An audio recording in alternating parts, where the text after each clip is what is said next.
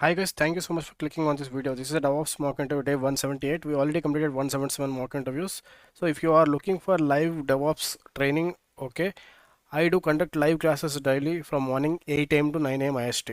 So if you are looking for DevOps training, I write not only mock interviews, I do take live classes on DevOps. So if you are looking for DevOps classes, DevOps live classes, okay, you can enroll for my DevOps new batch.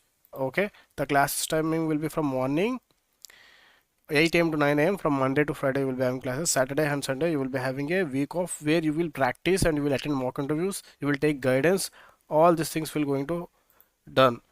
And you know, right, if you go to my YouTube channel, okay, in the YouTube go and search DevOps easy. Okay, you will find my first channel. See, I already conducted 4 batches in DevOps. See, DevOps batch 1, batch 2, batch 3 and batch 4. You can check out the demos. Okay, how I right, how is the demo. Watch total video, you will get to know like how even if you AWS. So check out. So once you like it, right, you can ping me on WhatsApp. My mobile number was displayed here, right, 8500411773. Okay, or you can find the WhatsApp and Telegram group links in the description. Join that group links, or you can directly ping me on WhatsApp as well, right, to know the details. Or you can save my mobile number and you can right save as DevOps easy and you can ping me on WhatsApp for the details. Okay, join live classes, check how I was teaching. If you like, okay, enroll for the DevOps training. Okay, you will get mock interviews. Okay, it is for only enrolled people who will enroll for DevOps new batches, right? Only that people will join my mock interviews. Okay, so yeah, let's wait, my student will join. And we got a new update. One of my student recently cracked a job in DevOps, okay, with a huge package. It was a good news for me yesterday I got. I'm happy for that. Yeah, definitely it's totally, if you take guidance, if you prepare well, if you attend mock interviews right continuously, okay, if you practice, okay, if you communicate with make fluent right continuously, definitely by taking my guidance you will crack a job. Okay, so yeah, please like this video. And okay, there is a hype option you can able to see in the video. Please click on that hype button. It will be recommended to right more people who are right keenly struggling to get a job in DevOps. Okay, that's it from my side. Let's wait. Once my student will join, I will start the mock interview. Yeah, hi RS, thank you so much for joining. Please go Thank ahead you. and introduce yourself. Yes, yes. Yeah. Thanks for this opportunity. My name is Aras. I am a passionate DevOps engineer with 5 years of experience in building and maintaining robust, scalable, and secure infrastructure. I specialize in bridging the gap between development and operations to accelerate the software delivery and improve the system reliability. Throughout my career, I have gained hands-on experience with a wide range of DevOps tools and technologies. I throughout I am proficient in Git and GitHub for managing code and experienced in building automated pipelines using Jenkins to streamline the code, build, test, and deployment processes. I have extensive experience with Docker for containerizing applications and Kubernetes for orchestrating those applications at scale, ensuring high availability and efficient resource utilization. I use Ansible for configuration management and Terraform for provisioning and managing those infrastructure on AWS. Um, this allows me to automate infrastructure setup, ensuring consistency and repeatability. I am skilled in comprehensive monitoring solutions with Prometheus and visualizing those data in Grafana to gain deep insights into system performance. I also use shell scripting and Python to automate repetitive tasks, and I use those scripts to support our day-to-day workflows. I am excited to discuss how my skills and experience can contribute to your team. That's it. Okay, yeah, yeah, good. Still, yeah, there is a scope, right, to improve a lot. So yeah, along with you, Harish used to join. So yeah, he has cracked a job with a good package, in one of the good company. So Yes, sir. yeah, Thank you. definitely right. He will join the mock. I've requested him to join. Yeah, definitely. If he crack a job, he might be busy with some document submission and all. It's okay if he joins. Okay, definitely right. I will ask him to give some tips so that you can follow that, and accordingly you can right implement it in your interviews. Yes, sir. Yeah, totally. It's depends upon the hard work. Yes, sir. So if anyone watching this video on YouTube, please like this video. And if you are looking for DevOps training, you can ping me on WhatsApp. Okay, today major focus will be on Terraform. Okay, I hope you have practiced well Terraform and okay, you become expert in Terraform because the right it is almost 1.5 week. I think we already completed Terraform. What happens when you run Terraform apply? Okay, after someone manually changed resources in your AWS account. What happens when you run Terraform apply after someone manually changed resources in AWS? So whenever we run Terraform apply, it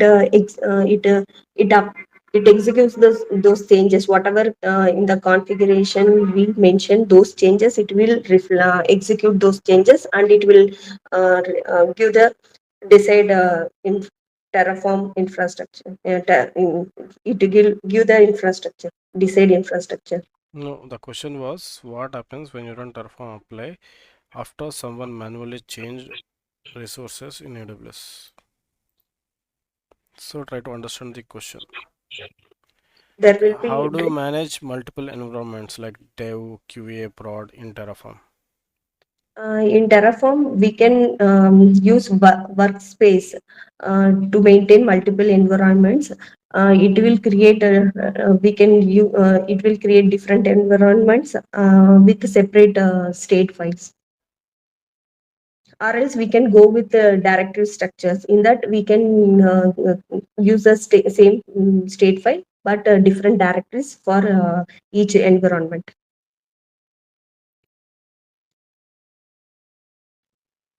Okay, how do you protect Terraform state files?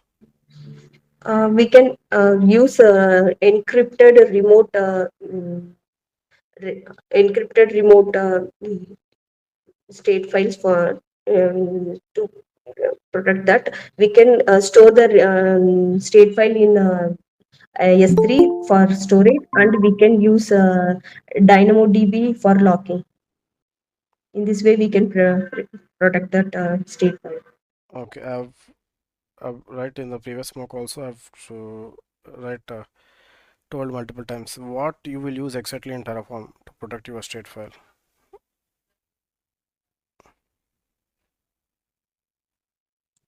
Yeah, I will store the state file in remote location like the S3 bucket, and I will log the state file using DynamoDB. Okay, how you will store?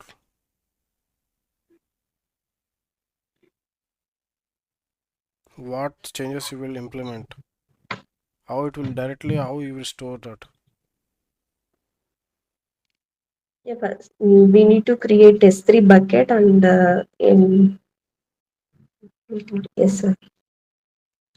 Okay, how do you right do that? What changes you will apply? What configuration files you will write? That is what you need to explain, right? We will use a Terraform backend. Via Yes, sir. backend, we can able to implement that. In the backend, you will provide your S3 bucket details and DynamoDB table name and all. So you are telling I will use remote S3 bucket. How you are going to implement that? You need to mention that one, right? Yes, sir. If Backend. you Yeah. don't know right backend, like how you will going to explain that in the interview? Via backend no block only, right? We are going to give the details. Yes, sir.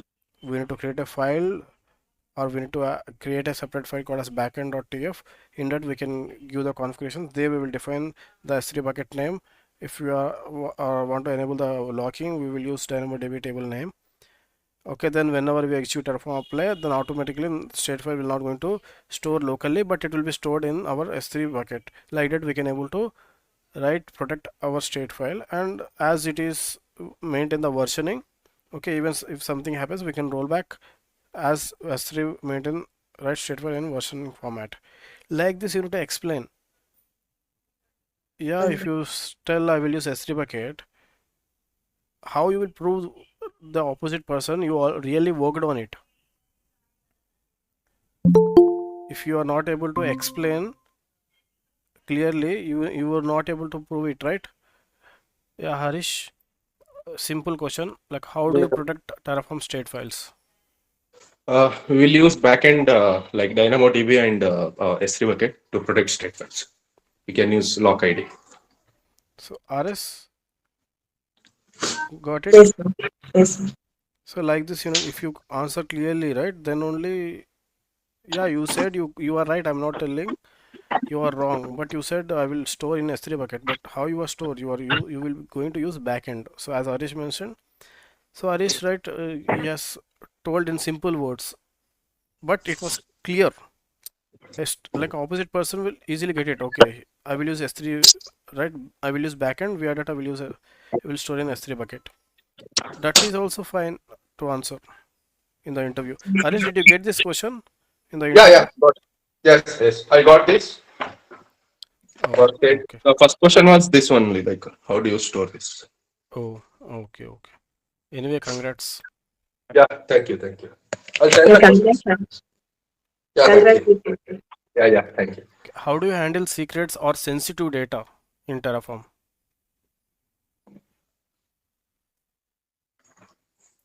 If you want to answer, you can raise your hand. Like you need to maintain some passwords, okay, or sensitive data. Yes, We Harish. can use. Sorry. Yeah. Yeah, we use environment variables and I avoid hard coding those details in configuration files. And also I will use encrypted um, and then I will use AWS uh, secrets manager and or else I will go with Vault. Oh, okay. Harish, you can continue. You can add. Yeah, we can use environment variables in Terraform files, and also we can use the AWS Vault or Terraform one to secure this and avoiding hard coding the keys. Okay.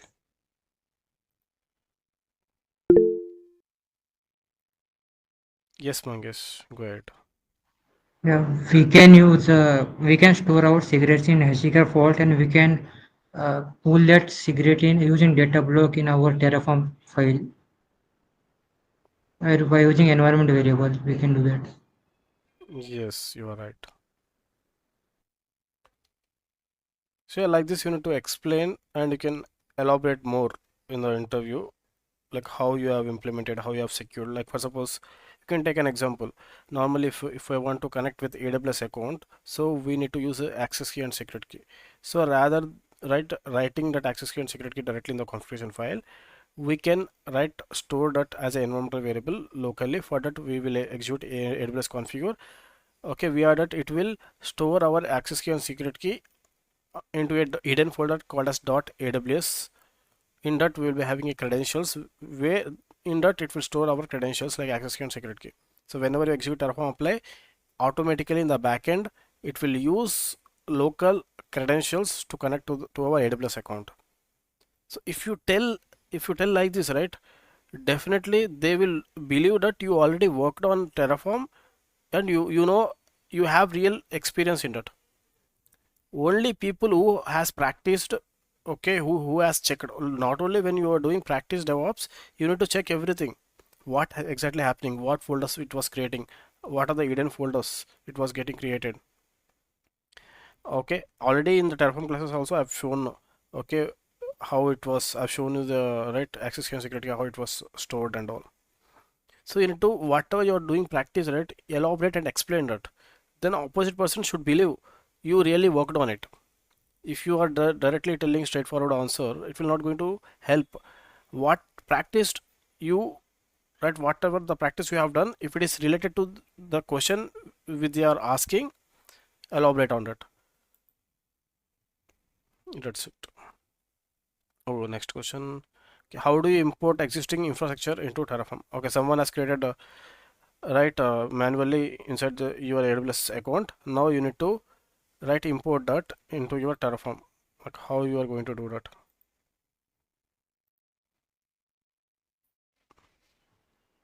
By using It is Terraform import. import, we can import that existing infrastructure in our Terraform state file. Okay, Harish, go ahead. We can use Terraform import and the resource name. Then we will get the whatever the resources created manually. We can import into the Terraform. Yeah. Did you get this question, Harish, in the interview? No, I didn't get the import question. I got environment and first one. Oh, okay. Yeah, this is also one of the important question in every interview they will ask. Like, for suppose if someone was created manually, so how you will get that inside your state file? So then definitely we will go with Terraform import right resource type dot resource name. Okay, and the ID of the resource which you have created manually. Then automatically, right, that information will get fetched to your state file. Like this, you need to explain. So whatever you have practiced, you need to explain that. Then only, right, it it will going to help you. This one also we have already shown in class. Okay, what is the difference between depends on and implicit dependency? This one we already done it. Yes, Mangesh. Yeah, if you want to if you want to create some subnet or some issue to instance based on our IP address, so we need to make sure that we have to import certain resource first, and then we based on that resource we can do it's depend like one resource is depend on another resource. By using depends on block we can make that resource dependent on another resource, and implicit is like Terraform internally do that thing that it internally provides such type of resources that which not which is like You internally are do right, that thing. Mangesh. You are absolutely right. But the way of delivering, right, you are not confident enough to explain the things. You are right, but right, you are not explaining the things properly. That's the reason you are getting lagged. If you can able to deliver that the same, definitely you will going to rock the interview. So Harish, do you want to right Yeah. explain? Depends on is nothing but attribute that we are using to make resource that it depends on something one or the other one. For example, we are using VPC and creating subnets. So the subnets are depending on the VPC. So by using depends on, we can do depends, and implicit is nothing but which Terraform will do internally without asking anything. Uh, Mangesh got it. How has Harish explained clearly, right, and confidently? Yeah. So yeah, so depends on nothing but whatever Harish has explained, right? It was perfect. Implicit dependency, yeah, it was not able, like it was not clear for me if it is a new topic for me. If it is an expert person whoever taking the interview, the whatever the answer Harish was given, it's perfect. Okay, it as it is new to you, implicit dependency nothing but like for suppose, okay, I will create a VPC. Then after I will create a subnet. Inside the subnet, I will give the VPC ID or not while creating a subnet. So there, how you will define the VPC ID? AWS underscore VPC dot, okay, resource name dot resource resource type dot resource name, nothing but AWS underscore, like for suppose I will open my notepad. Okay, now I want to create a subnet. Okay, resource subnet. Okay, open bracket, close bracket. Here you need to under VPC we will create a subnet at VPC underscore ID I will provide. So here, just suppose there is a VPC which I have created here at the top. Resource. Okay, AWS underscore VPC and resource name, right? My VPC. Open bracket, close bracket. Okay, I've created. Okay, here I will define resource AWS underscore subnet. Okay, my subnet 1 VPC ID. Here I need to provide the VPC ID. This now I will use a implicit dependency, that is AWS underscore VPC dot my VPC dot ID. So this is called implicit dependency. So I'm collecting the VPC ID of this resource. Here explicit dependency is nothing but depends on. So at the bottom I will use depends on. Okay, I will give this. Okay, AWS underscore VPC something. So once this VPC is created, then only this subnet will going to create. Okay, this right, the block which I have defined, right, it might be right, alignment might be wrong. Okay, it might be sometime alignment will be wrong. It's okay. The way which you are trying to deliver the answer, it's okay, that is enough. You have done some extra spaces, you have done some mistakes, it's okay, doesn't matter. At least you are able to write some skeleton, right? That is more than enough in the interview. Now you got it, right? The difference between implicit and explicit. Yes, sir. And this one we already discussed in live classes as well. How do you handle changes in Terraform modules across environments?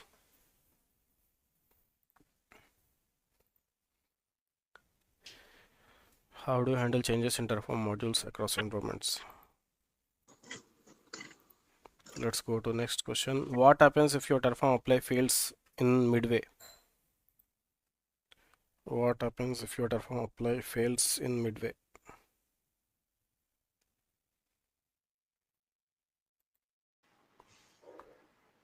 If Yeah, go ahead. if Terraform apply fails in midway, there some resource get created and some resource is in corrupted state. So we have to do Terraform refresh. Then we will get again Yes, that. yes, you are right. Yeah, whatever you were telling, right, deliver it confidently.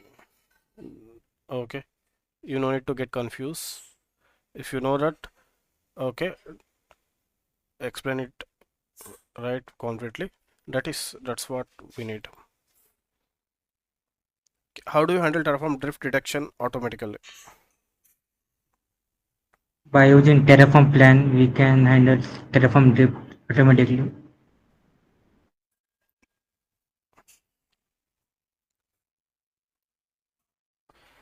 How do you roll back your Terraform deployment?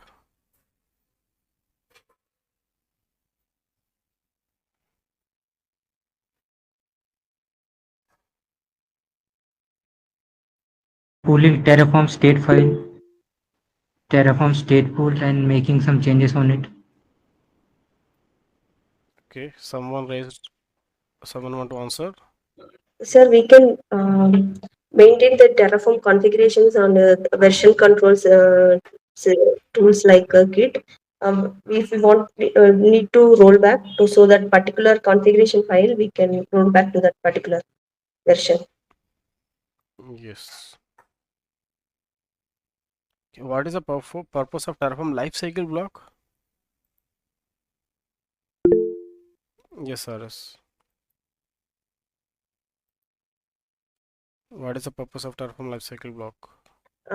Sorry, sir, I was mute. Terraform lifecycle blocks are used to control the behavior of the resources. So we can control its behavior. We have three types of blocks, like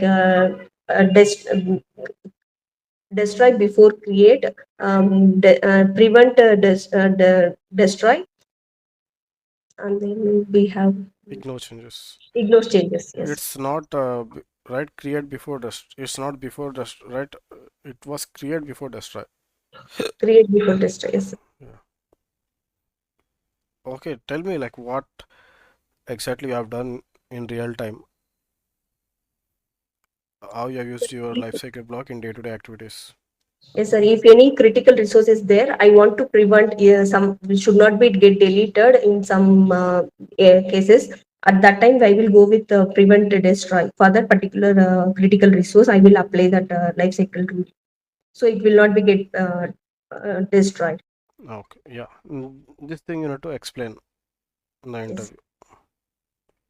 Okay. How do you provision EC2 and install software using Terraform plus Ansible? Okay. For this, I've already prepared one project. Okay. Once we have completed the Ansible, okay, you can check out your Terraform repo, GitHub repo. There you can find a right combination of Terraform and Ansible project. Okay, go through it and practice that. If you know, if you want to answer this question, you can go ahead.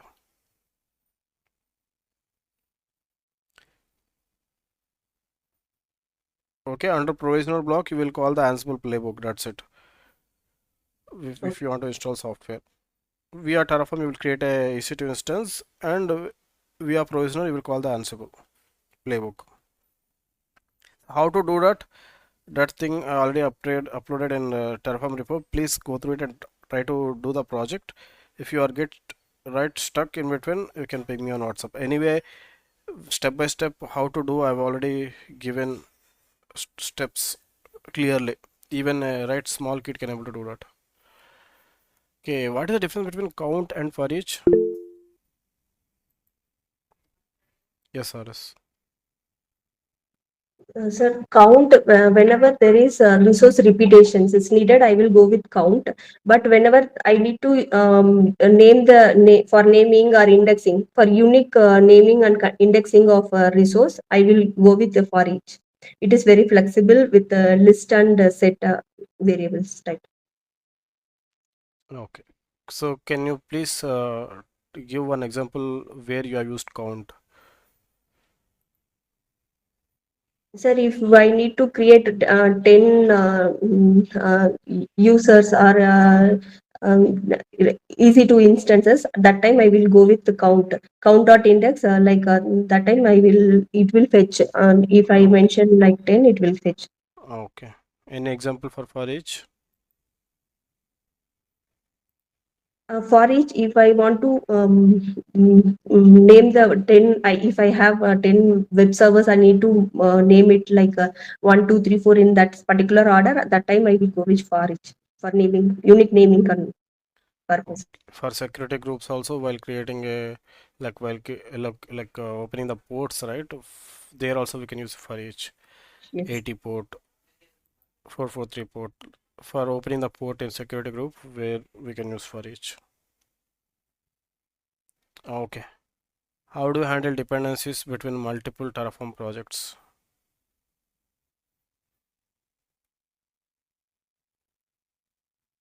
Final question for today. How do you implement proper tagging and naming convention across resources?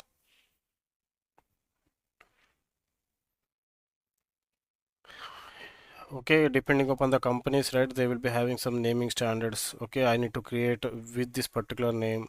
So for identification, so how do you are going to manage the naming conventions for the resources? Shall we check the answer? Okay, today we have discussed the top 5 real-time interview question and answers. So first question was, what happens when you run Terraform apply after someone manually changed resources in AWS? So Terraform compares the actual infrastructure with a straight file, right? If it detects drift manual changes, it shows the different in the plan.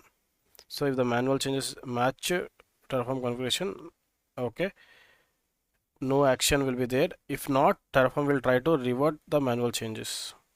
Like for suppose example, if someone manually changed the EC2 instance type from T2 micro to T2 small, where in the AWS portal. Terraform will detect it and right revert it to t2.micro on the next Terraform apply, because inside your configuration file you have defined t2.micro, but manually someone in the AWS account, okay, login via manually, and in the portal they have changed the type. So if there is something right doesn't match to your configuration file and the real environment, okay, it will apply that changes. How do you manage multiple environments like dev, QA, prod in Terraform? So use Terraform workspaces or directory based structure. So Terraform dev, QA, prod, right, create a separate directories as per the environment. So for each environment you can maintain the TF var files, okay, environment based. What TF vars? Variables. Okay, environment wise, if you want to have a separate virtual right, then you can create a workspace. You can go to that particular workspace. I got this question. Environment. Oh, Sorry. Oh, this one. Workspace. Yeah. okay, okay. Yeah, in every interview they will ask, how do you protect data from state files? Of course, you will use store them in remote backend like S3 plus DynamoDB. So this is what, yeah, right. You need to mention Terraform backend, bucket name, right, region, and DynamoDB table. How do you handle secrets or sensitive data in Terraform? So avoid outcoding them. AWS, you use AWS secret manager, Terraform variable with sensitive equal to true. You can write in the variable, you can mention sensitive equal to true, so that it will maintain, right, it will Terraform will get to know, okay, this is right sensitive one. And you can use a vault. Okay, how do you import existing Terraform? Yeah, Terraform import AWS instance dot, right, nothing but AWS underscore instance resource type dot resource name and the ID. What is the difference between depends on and implicit dependency? Implicit dependency defines automatically when one resource reference another. That's what, right? Explicit is represently manually defining using depends on. Yeah, depends on resource type dot resource name. So this ensures web security group is created before the EC2 instance. Of course, after creating security group only, right, you can attach the security group to EC2 instance. How do you handle changes in Terraform modules across environments? So use versioning in module source URLs. This ensures consistency and rollback capabilities. What happens if your Terraform apply fail midway? So update the state file for completed resources. Fails on remaining ones, you can rerun Terraform apply. It will resume from the failed part. To handle failures gracefully, use create before destroy or lifecycle rules. How do you handle Terraform drift detection automatically? Okay, use Terraform plan, right, dash detailed exit code in CI/CD pipeline. If exit code 2, right, drift detected, you just need to automate it, or if you want to do it automatically, you need to integrate with the CI/CD tool in Jenkins, or right, integrate with this with Jenkins or GitHub Actions.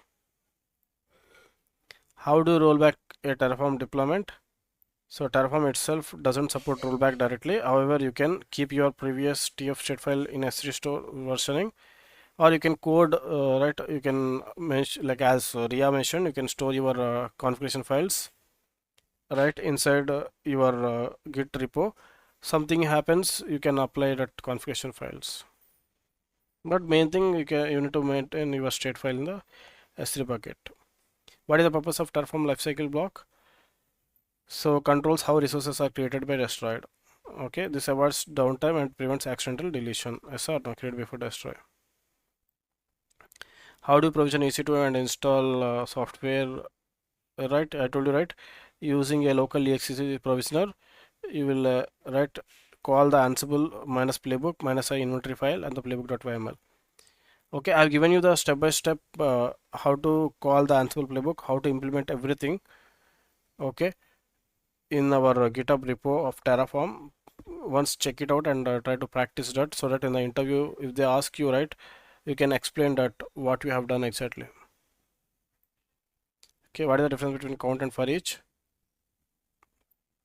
Okay, count is an for use for integer and for each used for map by set. So there is no unique keys. Here we have a unique keys best for identical resources, named or key based resources. Example, AWS underscore instance web. So for each, so if you want to have a tags, you can define that tags. Best example was security group. For each, for security group, which I have shown there, I've given defined multiple values, right? Here also what they are doing is they are taking the name. Okay, front end will be take, then after back end. How do you handle Terraform module outputs in another module? So VPC, like VPC, if there are VPC module, you can output using output block, you can get the VPC ID. Okay, if you want to use that VPC ID in another module, okay, you need to call module dot, okay, VPC dot VPC underscore ID. So the output which you have collected here, right, from this module, it will take that VPC ID in, right, inside that VPC you will create a EC2 instance. So from one module to another module, if you want to write explicitly call, you need to use first via output, you need to get that value from that module. Okay, inside module you can call. It will be a little bit confusing, it's okay. How do you ensure Terraform code quality and security? So Terraform format will format your code. Terraform validate will check the syntax check. Okay, and you can use tflint, terrascan, some tools. It will check for security checks. You can use a pre-commit hooks as well. And there is some command check ov.-d. This will scan all Terraform files for the misconfigurations. So one more interview tip for, so what answering, right, in our project we use Terraform for provisioning AWS infrastructure, store state in S3 with DynamoDB locking, and trigger Ansible for configuration management. We use Jenkins pipeline to validate, plan and apply changes automatically without approvals. Drift detection runs right nightly when Terraform plan checks, with Terraform plan checks. Okay, you like this, you can able to explain, right, what you have done using Terraform, what exactly, right, you have performed using Terraform in your company, right? You can write, make a note of this, explain the same in the interview, and you need to be ready, right, how to configure state file when they ask, like how to call Terraform via Jenkins. No, simple, right? You will write a block called as 3 stages. One stage will be Terraform plan, right? Second stage will be, first stage will be validate, second stage will be planned, third stage will be Terraform apply. Okay, you will create a job, Jenkins job. Okay, and you will store your Terraform state files in your GitHub repo. Yes or no? As a source code repository, you will give your GitHub Terraform files automatically. You can do that. Yes or no? Like this, you need to know how to do it. That's it. Okay, yeah, that's it for today. I will stop the recording.